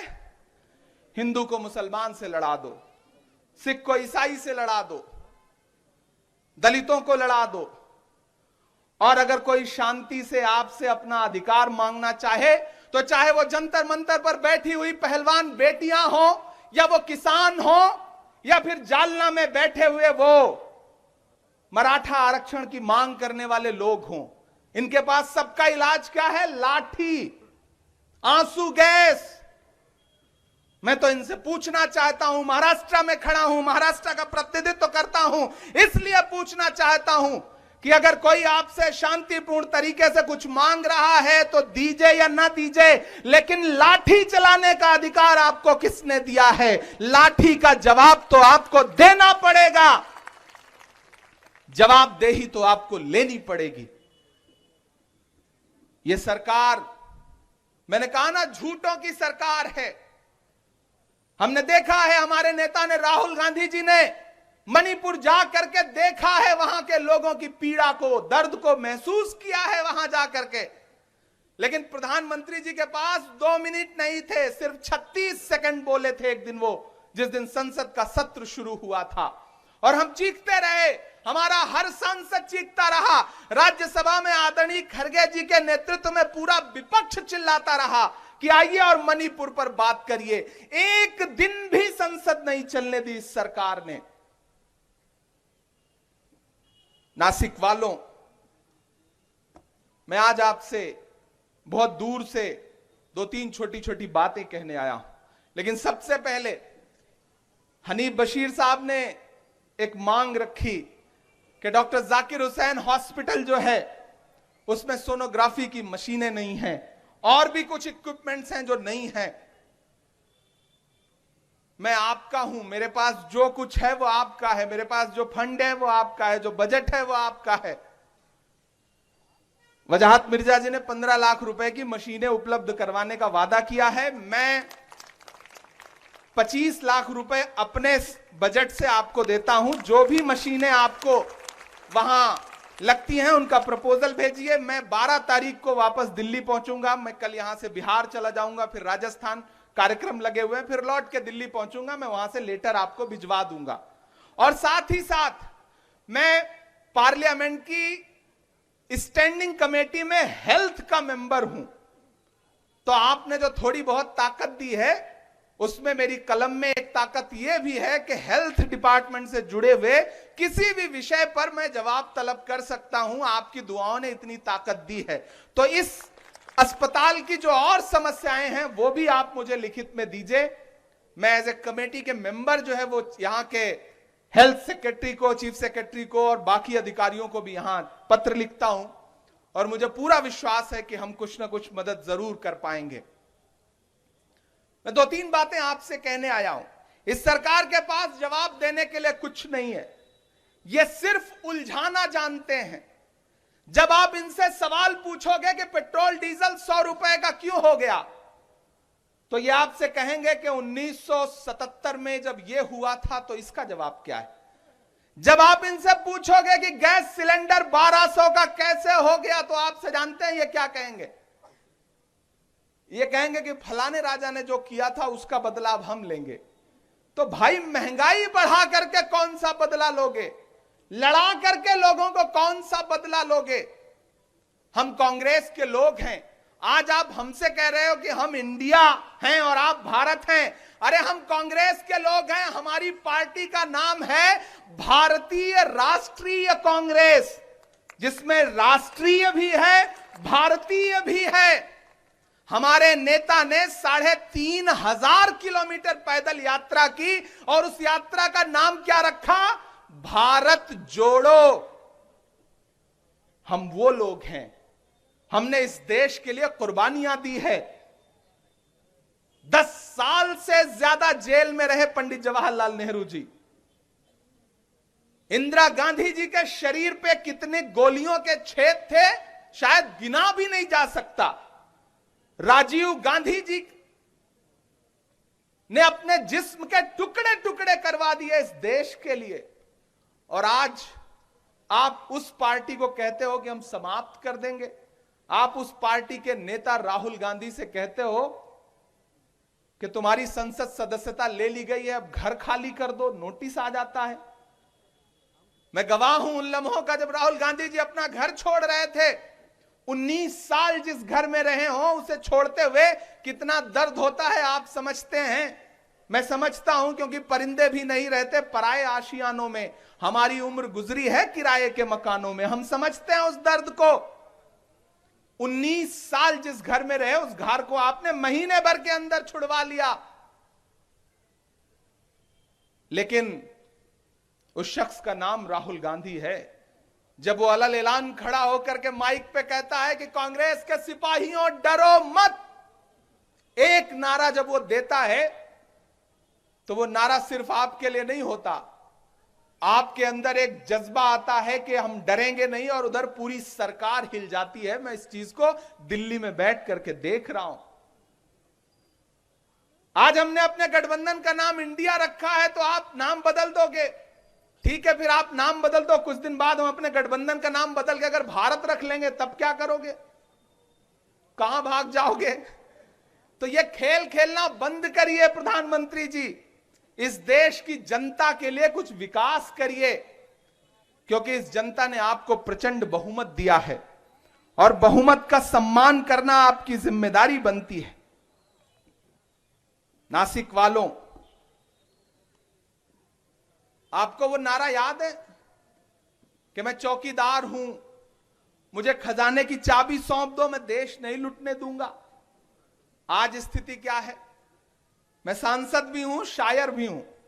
मैं जब खड़ा हो रहा था तो मुझसे कुछ साथियों ने कहा कि वो एक नज्म भी सुना दीजिएगा, तो मैं चाहता हूं कि मैं सुना दूं, नहीं आप बाद में कहेंगे कि सिर्फ भाषण सुना के चले गए। कहां सोया है चौकीदार, कहां सोया है चौकीदार। ये जो साथी बाईं तरफ खड़े हैं, इधर जो दाईं तरफ खड़े हैं, उधर जो पीछे खड़े हैं, थोड़ी देर के लिए आप जागेंगे और आपकी तालियों का शोर, आपका जो हौसला है, आपकी जो जिंदा दिली है, वो पूरे महाराष्ट्र में जाएगी, तो जनसंवाद यात्रा को और ताकत मिलेगी।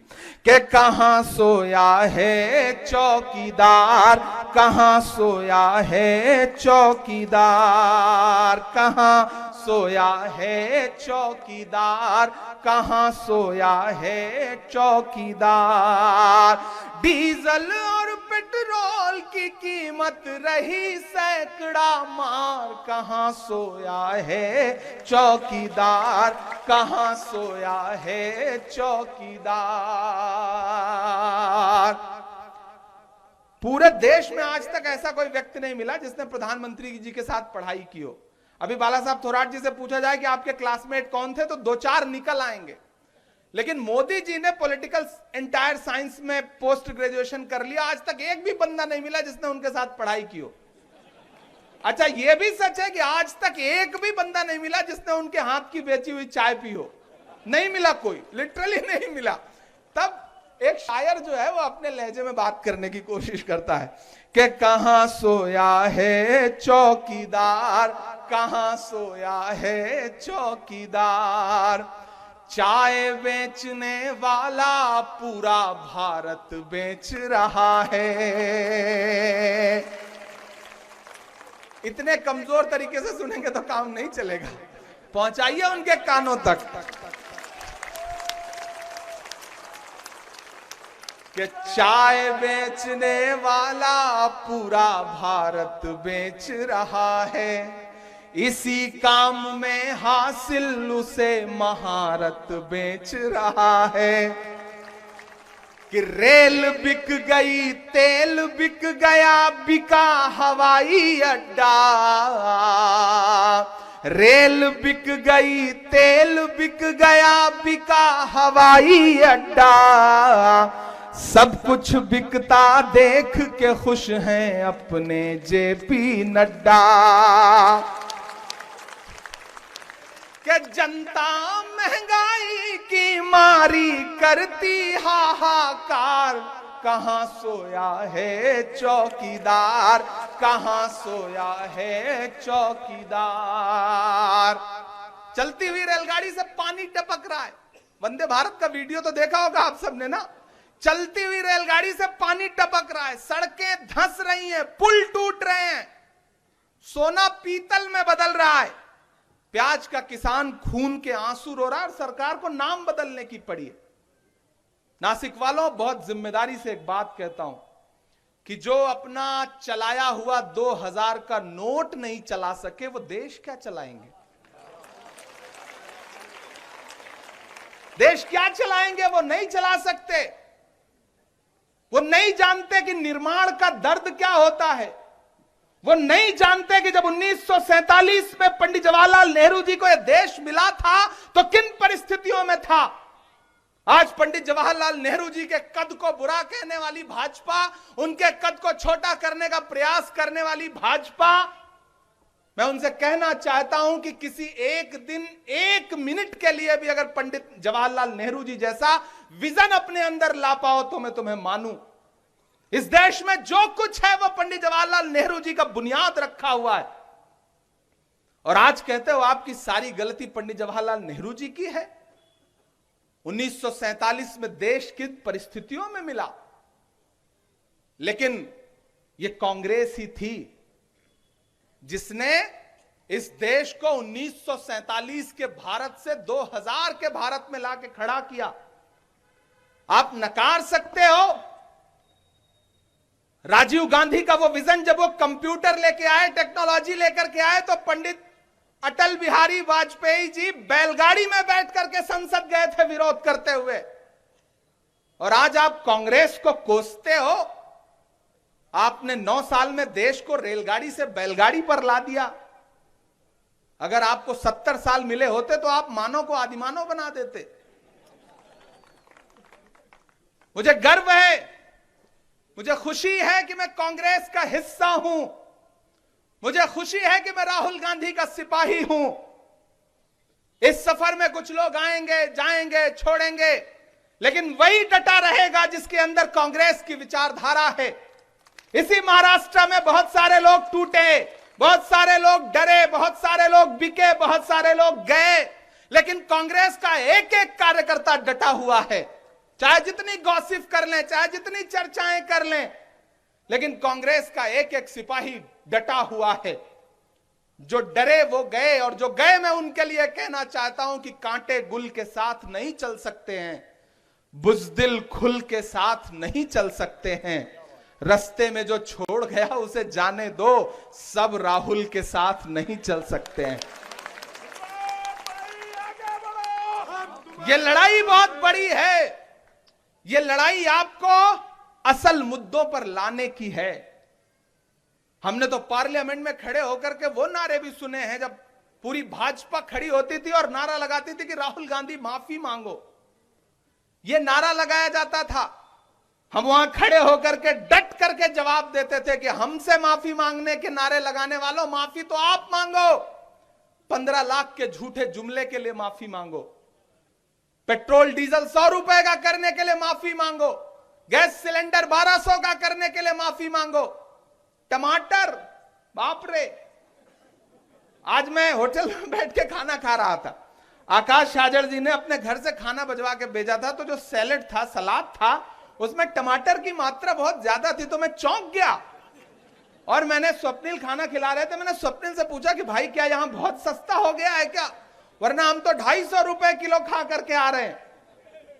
स्थिति यह हो गई कि हमारी आंखों ने दिल्ली में वो मंजर भी देखा कि एमसीडी की एक गाड़ी आती थी, उसमें टमाटर रखा रहता था, वो मेटाडोर जो 407 चलती है, और शहर के संभ्रांत लोग लाइन में खड़े होकर के सब्सिडी वाला टमाटर खरीदते थे। यह स्थिति हो गई है। ऐसे में इस सरकार को माफी तो मांगनी पड़ेगी, और अब ज्यादा दिन दूर नहीं है, 2024 बहुत पास है। तैयार रहिए। मेरी आवाज उन तक भी पहुंच रही है जो कांग्रेस के साथी हैं, सिपाही हैं। मेरी आवाज उन तक भी पहुंच रही है जो महाविकास अघाड़ी के समर्थक हैं। लेकिन मेरी आवाज शायद उन तक भी पहुंच रही हो जो भूले भटके भाजपा को वोट दे देते हो। मैं उनसे भी कहना चाहता हूं कि इस सरकार ने, प्रधानमंत्री जी ने 2 करोड़ नौकरियां हर साल देने का वादा किया था। 9 साल में 18 करोड़ नौकरियां अब तक दे दी होंगी उन्होंने शायद। लेकिन इस भीड़ में बैठा हुआ कोई भी व्यक्ति बताए क्या उसे सरकारी नौकरी मिली? नहीं मिली। मैं देश के जिस भी कोने में जाकर के पूछता हूं, कोई भी ऐसा व्यक्ति नहीं मिलता जिसे सरकारी नौकरी मिली हो। ऊपर से हमारे देश की सेना, जिस पर हम सब गर्व करते हैं, जो हमारे देश की सरहदों की रक्षा करती है, उसमें भी अग्निवीर ला करके घुसेड़ दिया। 4 साल की कर दी कि आप आओ सेना में नौकरी ज्वाइन करो और 4 साल बाद रिटायर हो जाओ। यह स्थिति करके छोड़ दिया है। और अभी नया नियम लेके आए हैं, नया सर्कुलर जारी हुआ है। सोचने वाली बात है कि सेना का जवान जब छुट्टी पे अपने घर जाएगा तो वो सरकार की स्कीमों का प्रचार करेगा। यह नया जियो आया है। सेना का जवान जब छुट्टी पे अपने घर जाए तो वहां जाकर के केंद्र सरकार की योजनाओं का घूम घूम के प्रचार करे। यह नया सर्कुलर है। आप अंदाजा लगाइए, सोचिए कि वो सेना जिन पर हम गर्व करते हैं, जब किसी एक शहीद सैनिक का घर लौट करके शव उसका घर आता है तो पूरा इलाका, पूरा देश रोता है। आज आप उससे यह काम कराना चाहते हैं? यह स्थिति करके रख दी गई है। इसलिए नासिक वालों, मैं आपसे निवेदन करने आया हूं, मैं आपसे गुजारिश करने आया हूं। एक जनप्रतिनिधि होने के साथ साथ एक साहित्यकार होने के नाते भी, एक शायर होने के नाते भी आज स्थिति यह है कि आप सरकार के खिलाफ कुछ बोल दीजिए, अगले कुछ घंटे बाद आपके दरवाजे पर पुलिस खड़ी होगी। कहा गया है, सुना गया है, कोई न बोले, ज़बां दराजों को मशवरा है। अजीब लुकनत पसंद हाकिम से वास्ता है, जो चाहता है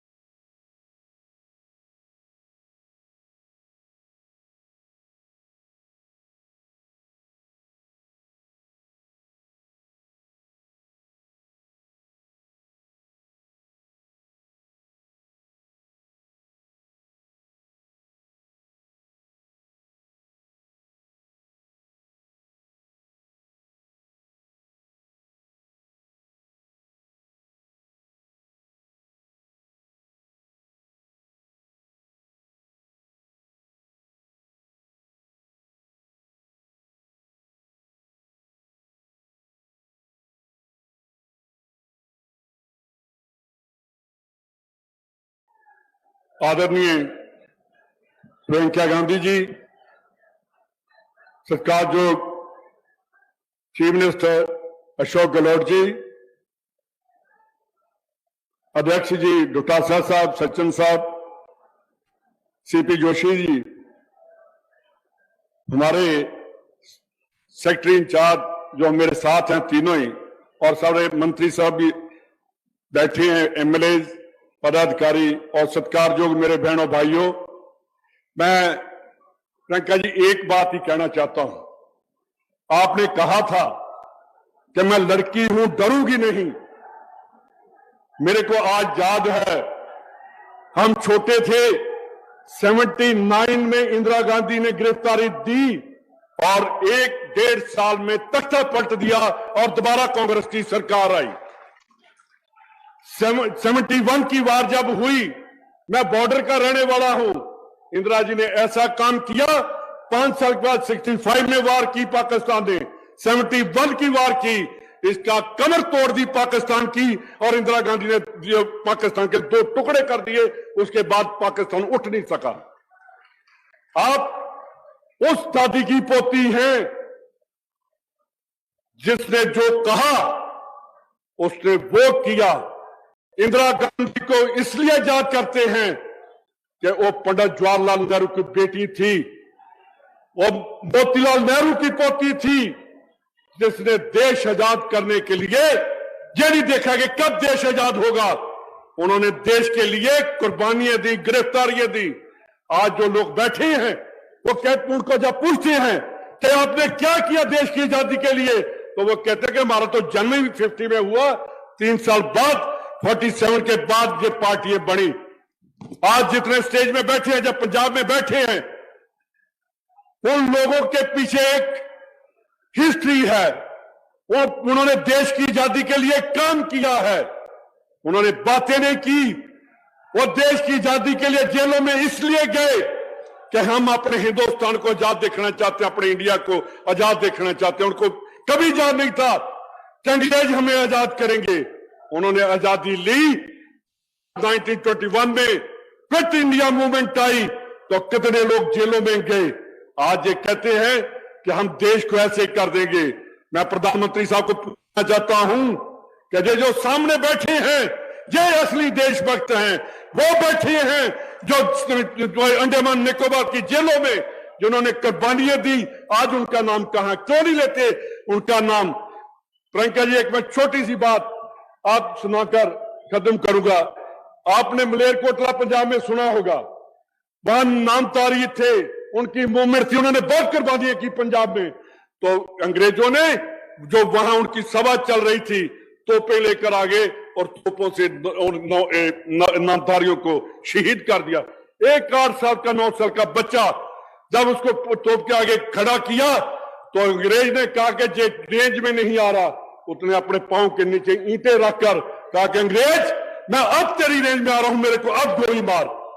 कांग्रेस वो पार्टी है जो शहीदों के प्रणाम करती है। हमें अपने देश की आजादी, अपने देश की रक्षा के लिए आगे आकर काम करना है। हमें कोई ईडी का डर नहीं, हमें कोई सीबीआई का डर नहीं, हमें कोई इनकम टैक्स डर नहीं। अगर उसने कल आना है तो अभी आए, कोई कांग्रेसी उससे नहीं डरेगा। आप सभी लोग कांग्रेस के साथ, और 2023 में मेरे को पूरा विश्वास है। मैं विश्वास के साथ कहता हूं कि पंजाब, राजस्थान में कांग्रेस दोबारा रिपीट करेगी और 2024 में पूरे हिंदुस्तान में कांग्रेस का राज होगा। इन्हीं शब्दों से मैं आपका धन्यवाद करता हूं। और प्रियंका जी, आपको यहाँ आने का आपका भी धन्यवाद करता हूं। बहुत बहुत मेहरबानी। जय हिंद। हमारी नेता, राष्ट्रीय महासचिव आदरणीय प्रियंका गांधी जी का हार्दिक स्वागत, अभिनंदन करते हैं। माननीय मुख्यमंत्री अशोक गहलोत साहब, माननीय रंधावा साहब, माननीय सचिन पायलट जी, माननीय सीपी जोशी जी, माननीय हमारे तीनों सह प्रभारी, तमाम मंत्रीगण, तमाम प्रदेश कांग्रेस कमेटी के पदाधिकारीगण, आए हुए आदरणीय बुजुर्गों, माताओं, बहनों, युवा साथियों, मीडिया के बंधुओं, जब से हमारी सरकार राजस्थान में बनी है तब से लेकर के सरकार ने हर वर्ग को साथ लेकर के कोई कोर कसर नहीं छोड़ी है। आपने देखा होगा कि हमारे नेता राहुल गांधी जी ने जो कृषि का ऋण है किसानों का, उसको माफ करने का ऐलान किया था। 10 दिन का नाम लिया था, लेकिन 3 दिन के अंदर स्टेट कोऑपरेटिव के तमाम किसानों का कर्जा माफ हुआ और 14,000 करोड़ रुपए जो हमारी सरकार ने किसानों को देने का काम किया है। अलग से कृषि बजट पेश हुआ, कोरोना में शानदार काम हुआ। देश में देश के प्रधानमंत्री को प्रशंसा करनी पड़ी कि राजस्थान की सरकार और राजस्थान का मुख्यमंत्री जिस प्रकार से कोरोना में मैनेजमेंट कर रहा है, पूरे देश के अन्य स्टेट्स को भी इनका अनुसरण करना चाहिए।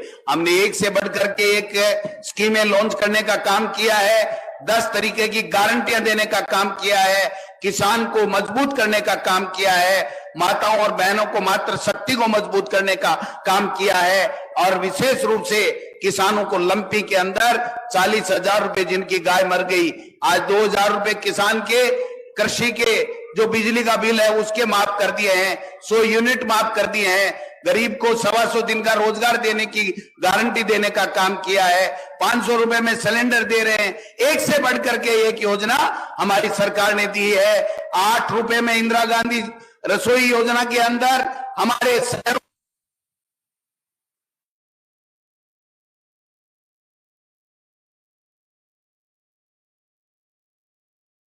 में भी हर माता बहन बुजुर्ग भाई को 8 रुपए में खाना मिलेगा। हमारे देश में कहीं भी किसी भी स्टेट में इस तरीके की योजनाएं नहीं है। एक से बढ़कर के एक राइट टू हेल्थ हमारे यहाँ पूरे देश में सबसे पहले यहाँ पर लागू किया गया है। मिनिमम आय गारंटी योजना यहाँ से सबसे पहले शुरू की गई है।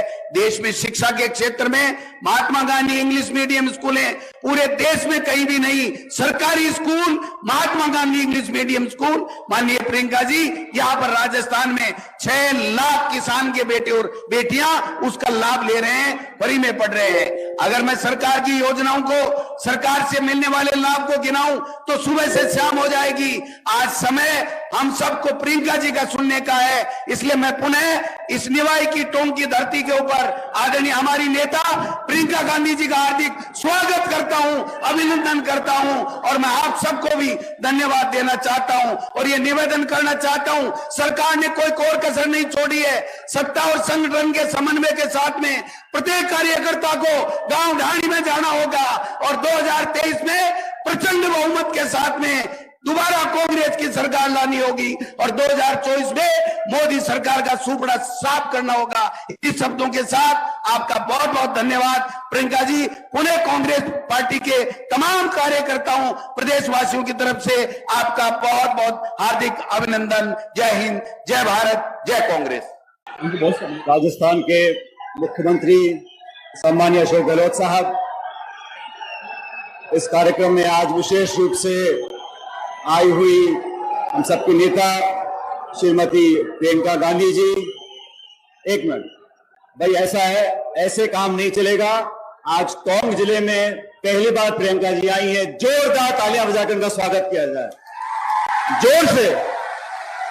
आज हमारे बीच इस कार्यक्रम में मौजूद हमारे मंत्री रमेश मीणा जी, हमारे प्रदेश अध्यक्ष जोटाटा साहब, हमारे प्रभारी रंधावा जी, अमृता जी, राठौड़ साहब, काजी साहब, तमाम मंच पर उपस्थित मंत्रीगण, विधायकगण, हमारे टोंक जिले के जिलाध्यक्ष महोदय हरिभाई बैरवा साहब, हमारे स्थानीय विधायक प्रशांत जी, देवियों, सज्जनों, नौजवान दोस्तों, आदरणीय बुजुर्गों, अभी सरकार की तरफ से जो नाना प्रकार की योजनाएं हम चला रहे हैं उन सबका अवलोकन प्रियंका जी ने किया और सरकार ने पिछले 4.5 साल में जो कांग्रेस का मैनिफेस्टो था, जो कांग्रेस की सोच थी, मनमोहन सिंह जी और सोनिया गांधी जी की सोच से जो यूपीए ने जनता के लाभ के लिए योजनाएं बनाई थी, ठीक उसी प्रकार हमारी सरकार ने यहां पर काम कर रहा है 4 साल से। अब जरूरत इस बात की है कि इन योजनाओं का लाभ कार्यकर्ताओं के माध्यम से जनता तक हम और प्रभावी ढंग से कैसे पहुंचा सकते हैं।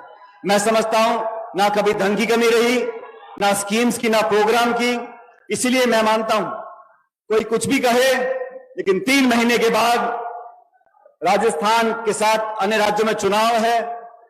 हम सबको देखना पड़ेगा कि कौन से लोग, कौन से नेता, कौन से विचारधारा राजस्थान के हित में काम करती है और कौन से वो लोग हैं जो सिर्फ वोट बटोरने का काम करते हैं। ऐसी शक्तियां जो समाज में नफरत पैदा कर कर, आक्रोश पैदा कर कर, जनता का ध्यान डाइवर्ट कर कर वोट लेते हैं, और वो लोग, वो नीतियां, वो दल, वो नेता जो अपनी त्याग तपस्या से जनता का मन जीतते हैं। मुझे कहने में कोई संकोच नहीं, चाहे सोनिया जी हो, चाहे राहुल जी हो, चाहे प्रियंका जी हो, इन्होंने अपने समर्पण से, अपनी त्याग और तपस्या से राजस्थान समेत देश के जनता में अपनी जगह बनाई, उनके मन में जगह बनाई है। और लोग झूठा प्रचार कर कर कितना भी लोगों को गुमराह करने की कोशिश करें, लेकिन मैं जानता हूं कि जनता अंत में सही निर्णय करेगी और 2023 के अंदर पुनः राजस्थान समेत बाकी राज्यों में कांग्रेस की सरकार बनेगी, ऐसा मैं मानता हूं। क्योंकि हम जनता के बीच जाते हैं, लोगों से बात करते हैं, खासकर नौजवान तबका, हमारी जो ऊर्जा आज हमारे अंदर है, और नौजवानों की प्रतिभा को समझना पड़ेगा, उनको मंच देना पड़ेगा, उनको आगे जानकर रास्ता दिखाना पड़ेगा। इस काम को करने में सरकार ने संगठन को कमी नहीं छोड़ी। मैं आपसे प्रियंका जी आग्रह करना चाहता हूं, आज आप राजस्थान आई हैं, इस कार्यक्रम में आपने भाग लिया, आपका बहुत बहुत धन्यवाद। लेकिन जिस प्रकार अभी कुछ हफ्ते पहले राहुल जी भी राजस्थान में आए थे, बांसवाड़ा के अंदर, आप भी आने वाले कुछ हफ्तों महीनों में लगातार राजस्थान के अंदर आए। यहाँ की जनता आपको दिल से चाहती है, दिल से प्रेम करती है, और ये मैं नहीं कह रहा हूं, ये हजारों लाखों लोग बैठे इस बात को बोलते हैं। आपके आने से जनता में, कार्यकर्ताओं में एक उत्साह का संचार होता है। और हम सब जानते हैं, आपने जब प्रचार किया था हिमाचल प्रदेश के अंदर ताबड़तोड़, वहां सरकार कांग्रेस की बनी। आपने प्रचार कर्नाटक में किया, वहां सरकार आपने बनाई, और यहां पर भी आप और राहुल जी प्रचार करेंगे तो सरकार कांग्रेस पार्टी की बनेगी, ऐसा मैं मानता हूं। एक बार पुनः मैं आप सब लोगों का धन्यवाद करता हूं और स्वागत करता हूं। प्रियंका जी आप टोंक पर यहां पर आई, मैं इस जिले का विधायक हूं, इस नाते आपका विशेष रूप से स्वागत करता हूं, और मंच पर तमाम जो हमारे अतिथि हैं उनका भी स्वागत करता हूं। मुख्यमंत्री जी का धन्यवाद करता हूं, सरकार के तमाम अधिकारियों ने जो इस कार्यक्रम में योजना बनाने में योगदान दिया, और आप सब यहां पर आए। मैं परमपिता परमेश्वर से कामना करता हूं कि आप लोग हमेशा सुखी रहो, मुस्कुराते रहो, फलो फूलो, आगे बढ़ो। और एक बार जोरदार तालियां बजाकर प्रियंका जी का स्वागत दोबारा करें, जोरदार तालियों से बहुत बहुत धन्यवाद। तालियां बजाएं। और इसके साथ ही किसान भैया भी जरूरत रही पानी के, खूब पानी गिरा थे, इंद्रदेव खूब प्रसन्न है, हमार अन्नदाता प्रसन्न है तो ऊपर वाला भी प्रसन्न है। आज भरोसा के सम्मेलन लगातार पहली सरगांव में करें, चरण भैया, महाराज साहब, चौबे जी, हम सब गे रहे, उन्हें बटन चपके रहे, किसान मल्ला पहली किस्त दे रहे हैं साल के। दूसरा सम्मेलन हुई भरोसा के बस्तर में, ये में प्रियंका जी आए रही से। तीसरा सम्मेलन हमार दुर्ग में हो रही से, वो में सब साथी मन उपस्थित रही से। चौथा सम्मेलन हमार चांपा जांजगीर में खड़गे साहब के उपस्थिति में करा रहे हैं। आज फिर राजनांदगांव आए है, आओ कर हम स्वागत करा था, अभिनंदन करा था, जोरदार ताली बजा के स्वागत करो। ये धरती मुक्तिबोध के, ये धरती हमार साहित्यकार मन के, ये धरती हमार लोक कलाकार मन के, वो सबल सुरता करते हुए, प्रणाम करते हुए, नांदगांव ऐसे संस्कार धानी के रूप में जाने जाते साहित्यकार और कलाकार मन के बड़े बड़े कलाकार ये धरती से निकले हैं, वो सब ला नमन करते हुए, धरती नमन करते हुए अपन बात की शुरुआत में करा था। राजनांदगांव जिला रमन सिंह जी 15 साल ले मुख्यमंत्री रही से। खड़गे साहब ला बताना चाहता हूं कि देश में जिन 110 पिछड़े जिला है उनमें एक जिला राजनांदगांव तक। 15 साल ले यह पिछड़े जिला में रही से किसान मन आत्महत्या करे और केवल यहां लूटपाट के काम होत रही। लूटपाट कैसे? चिट फंड कंपनी ये कार्यालय खोल खोल के खूब पैसा लुटे रही ना। इंदिरा सहकारी बैंक, इंदिरा केंद्रीय बैंक, वहां का पैसा लुटे रही से, और वही लुटे काम केंद्र सरकार भी करा थे, पेट्रोल के, डीजल के भाव बढ़ा के, और साथ ही रसोई गैस जिन 400 रुपये खड़गे साहब के समय मनमोहन सिंह जी प्रधानमंत्री 400 री से अब 1200 करके 200 रुपया घटा है काबर की चुनाव आवत है। 400 ले 1200 800 बढ़ा के 200 रुपया कम करे है चुनाव देखते हुए। और तुम ये बता देता हूं, जब तक चुनाव हुई तब तक पेट्रोल डीजल के भाव तक नहीं बढ़ा है।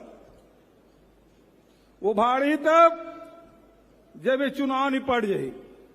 लूटे काम लगातार रमन सिंह सरकार करी, ठगे काम करी। आप देख लो, अभी महाराज साहब बोल के किस भाषा ने स्वास्थ्य विभाग के कर रहे नांदगांव को मंसूरता करो, वो दवाई मिलावट रही से तीन आंख फोड़वा कांड हो रही से। कई जन के 51 जन के आंखें फूटे रही ना, ये नांदगांव में बालोद में आंख फोड़वा कांड, दवाई कमीशन खाए रही रमन सिंह। ओकर बाद बिलासपुर में नसबंदी कांड, 13 जन हमार बेटी मन के मौत हो गए। वो नकली दवाई ऊम कमीशन रमन सिंह के राज में। गर्भाशय कांड, हमार जवान बेटी मन के बहू मन के गर्भ निकाले काम। और बहनी मल्लत खूब ठगीस। राखी के दिन तुम राखी बांधे हो तो तुम्हारा घर के मुखिया बनाओ था, राशन कार्ड तुम्हार नाम से रही। चुनाव समय में ओकर पहले खूब राशन कार्ड, और चुनाव सिराए ले सब राशन कार्ड कट। लेकिन ये अमरजीत भाई तुम्हारे प्रभारी मंत्री जब से खाद्य मंत्री बने हैं, सबके राशन कार्ड बना थे, काकरो काटे काम नहीं है। नवा परिवार बस गए, बहुरिया आ गए, लड़का हो गए, नाती पोता हो गए, ओकर नाम से अलग राशन कार्ड। काकरो राशन कार्ड काटत नहीं है। 35 किलो चावल सब ला, नमक भी मिला थे, आदिवासी क्षेत्र में चना और गुड़ भी देता। तो ये राशन दे के काम लगातार प्रदेश में चला थे। कोनो गरीब ला अनाज के बिना तकलीफ नहीं हो। पहले तो 7 किलो दे दी, सब 35 किलो मिलते हर परिवार में। वही प्रकार से शिक्षा के क्षेत्र में रविन्द्र चौबे जी पहले कृषि मंत्री जी से, अब ताम्रध्वज भैया करे, रमन सिंह ये केरी से मुझे याद है चुनाव पहले हर साल तुम्हारा बोनस मिली। लेकिन डबल इंजन की सरकार बन गई से सूरता करो 2014 में रमन सिंह 15 क्विंटल ले 10 क्विंटल कर दी, और चुनाव साल में बोनस और 3 साल बोनस। ये रमन सिंह के राज में यही नाम गांव बोल के गेरी से हर साल मिली। लेकिन हमार सरकार बनी, कांग्रेस की सरकार बनी, कोरोना महामारी आ गए, केंद्र सरकार अड़ंगा लगाई कि तो चाउर ला नहीं खरीदो। अभी भी प्रधानमंत्री जी आए रही से वो दिन, 80% पैसा हम देथन धान के। धान राज्य सरकार खरीदते, हम चावल बनाथन, वो बेचथन। खरीदे के मन होते खरीदते, नहीं खरीदे नहीं खरीदा। अभी 86 लाख मीट्रिक टन के हमारा आदेश हो रही से 1 महीना पहली। अभी प्रधानमंत्री फिर 14 तारीख का वैया है, ओकर आए पहले 86 लाख से घटा के 61 लाख कर दे हमारे चाउर ला। मैं ये मंच के माध्यम से कहा था, हमारे राष्ट्रीय अध्यक्ष खड़गे जी है, हमारी ये कांग्रेस हमेशा किसान के, मजदूर के, गरीब के, नौजवान के, महिला के हमेशा हित वर्ग काम करते। केंद्र सरकार हमारे चाउर ला खरीदे चाहे मत खरीदे, पूरा मंत्रिमंडल के साथ ही खड़े है, बैठे है। हर हालत में किसान के 20 क्विंटल धान हम खरीदबो।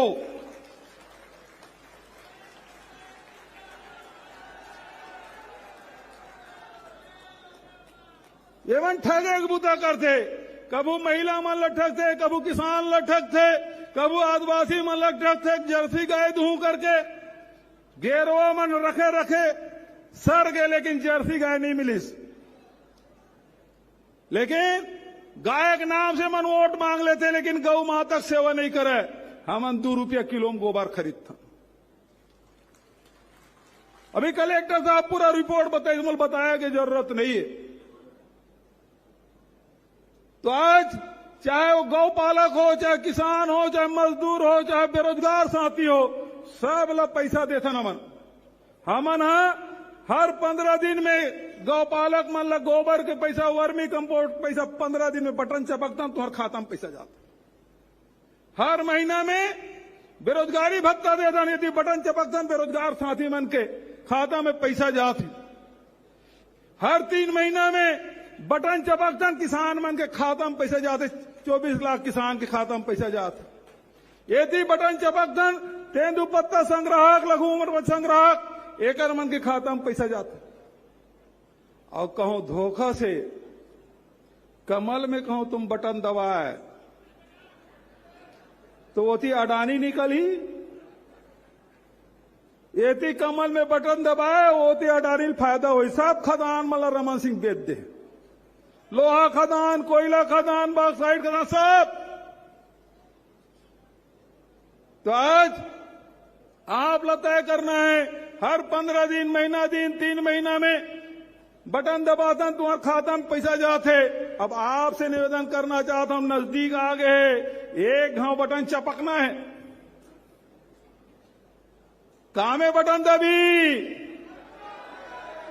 पाछू वाला मरता कामे, हाथ उठा खड़गे साहब ने बतायू तो देखो वाला मना कहते हैं बटन दबी, ये वाला मन बताओ।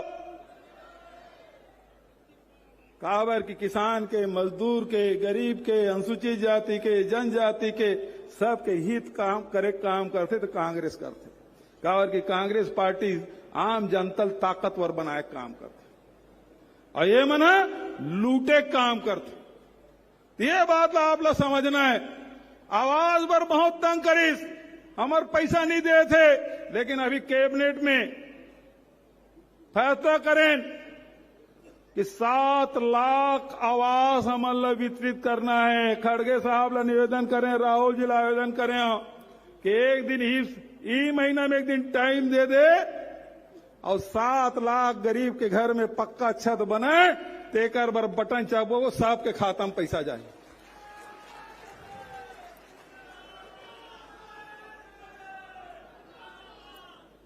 सब नेता मन, हिंदुस्तान के पूरा नेता मन आवेदन करीस कि जाति जनगणना होना चाहिए। अरे भाई खड़गे साहब कहीस कि भाई कम से कम हर 10 साल में जनगणना होते ओलत करा दे। सोनिया जी पत्र लिखीस, लेकिन नरेंद्र मोदी जी अभी तक जनगणना नहीं कराते। 2021 में हो जाना रही से, 2021 में यदि जनगणना होती तो और जन गरीब आदमी मन है ते मल्ला मकान के पैसा मिलतीस कि नहीं मिलतीस, वो मल्ला निराश्रित पेंशन मिलतीस कि नहीं मिलतीस, नहीं करे। हमन अभी आर्थिक सर्वेक्षण कराएं और मैं आप लोग बताना चाहता हूं, आर्थिक सर्वेक्षण कराएं तो 47,000 परिवार ऐसे निकली जेकर कर छत नहीं है।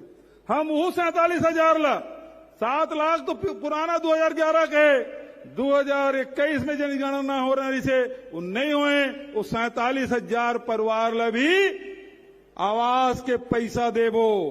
अब ओकर नाम का रखबो तो बाद में तय कर लो, प्रधानमंत्री पैसा देते नहीं है, हम अल्लाह तय करना है। तो आज बहुत ज्यादा वक्त नहीं, खड़गे साहब आप लोग सुनना है। तो आगे 5 साल फिर से किसान पर, मजदूर पर, नौजवान पर हम अल्लाह काम करना है। हम शिक्षा के क्षेत्र में आदरणीय रविंद्र चौबे जी बैठे, अभी आ रही से राहुल जी ओकर हाथ से शिक्षक मतलब नियुक्ति पत्र दिलवाएं। 5 सितंबर के फिर नियुक्ति पत्र दिलाएं। 30,000 शिक्षक मन के भर्ती। रमन सिंह के राज में एक जन शिक्षक के भर्ती नहीं हो रही। 30,000, अभी 42,000 पद के भर्ती हो थे। नौकरी जहां भी खाली है सब लभरे काम हर सरकार करा थे। जहां सरकारी कर्मचारी अधिकारी मन है ओल्ड पेंशन स्कीम हम लागू कर दें। और जब का हमारे मितानी ने आंगनबाड़ी कार्यकर्ता है, सहायिका है, कोटवार है, सबके मानदेय बढ़ान। अभी 21 हमार बहनी मन बहुत दिन कहा थे अते कर हम सोचे नहीं रहें 1,500 बढ़ाई सोचे रहें ते दुगुना कर दे। एक दिन बड़े सम्मेलन करना है तो जब का बहनी बैठे ना ते मल्ला मैं झारा न्योता देता हूं।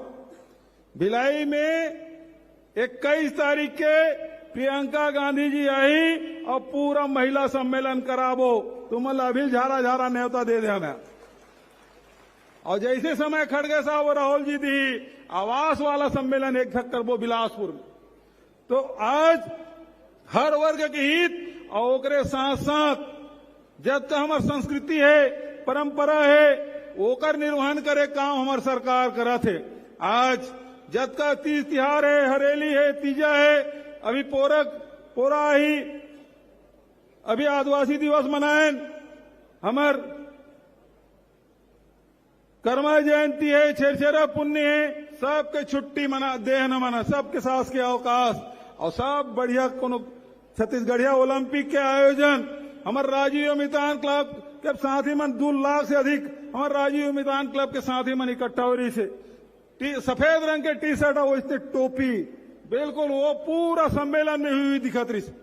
तो इसने आंगनबाड़ी कार्यकर्ता सहायिका मन से भी निवेदन कर रहा था, वो इसने ढंग के अपन यूनिफॉर्म में आई और एक फिर से हमन संदेश देवो कि यहाँ फिर से कांग्रेस की सरकार आई और छत्तीसगढ़ जिन सांस्कृतिक रूप से, आर्थिक रूप से पिछड़े रही से, और फिर से हमन आगे बढ़ाए काम हम सब मिलकर करना है। तो आप सबसे ही निवेदन कि आप सब एक बार जोरदार मोर से नारा लगाओ, छत्तीसगढ़िया भरोसा है नहीं का।